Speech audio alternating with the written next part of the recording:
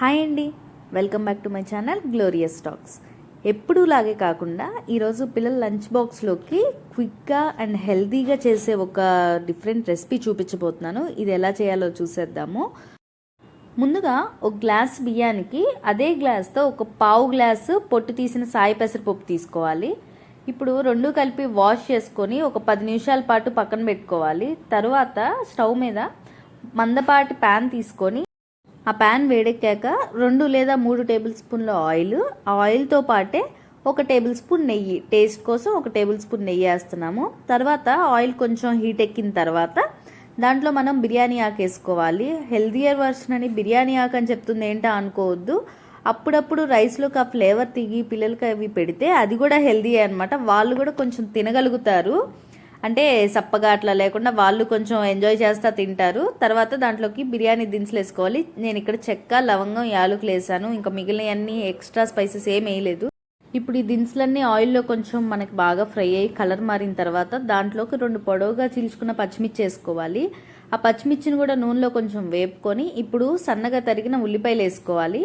ఆ ఉల్లిపాయలు మనకి బాగా గోల్డెన్ బ్రౌన్ కలర్ వచ్చేయాలని అయితే లేదు, మనకి కొంచెం లైట్గా పింకిష్ షేడ్లోకి కలర్ మారితే చాలు.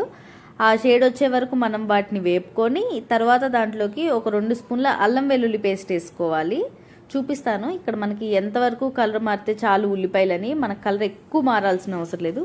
ఇదిగోండి, ఇప్పుడు ఆ స్టేజ్లో మనం 2 స్పూన్ల అల్లం వెల్లుల్లి పేస్ట్ వేసుకొని దాన్ని కూడా బాగా మనం ఫ్రై చేసుకోవాలి ఆయిల్లో.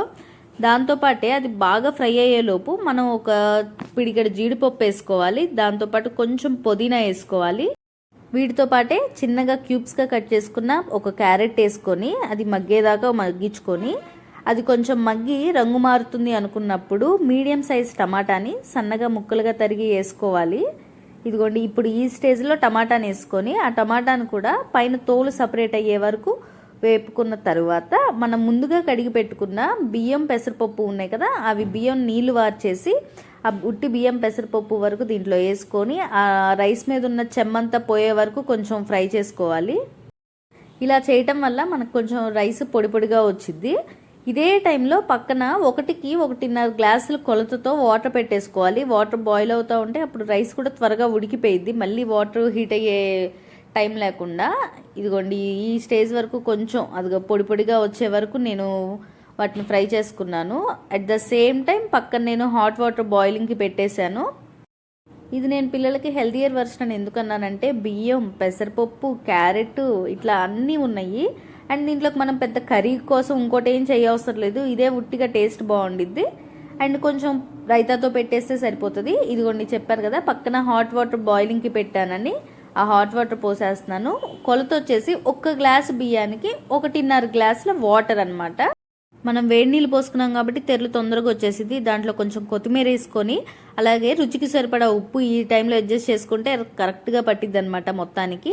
నీళ్ళన్నీ అట్లా ఇంకిపోయిన తర్వాత 1 స్పూన్ నెయ్యి వేసుకొని మంటని సిమ్లో పెట్టేసుకొని 10 నిమిషాలు మూత పెట్టేసేయాలి. 10 నిమిషాల తర్వాత మూత తీస్తే ఇలా ఉండిద్ది. కొంచెం చెమ్మ, అది 5 నిమిషాలు మనం పక్కన పెట్టేస్తే ఆ చెమ్మంతా ఆరిపోతుంది. హెల్దియర్ వర్షన్ పిల్లలకి రైస్, పెసరపప్పు, క్యారెట్ అన్నిటితో మీరు కూడా ట్రై చేసి ఎలా వచ్చిందో కామెంట్ చేయండి. ఈ వీడియో కనుక మీకు నచ్చినట్టయితే లైక్ చేసి సబ్స్క్రైబ్ చేసుకొని షేర్ చేయండి. అంతే అండి ఈ వీడియో. Bye bye.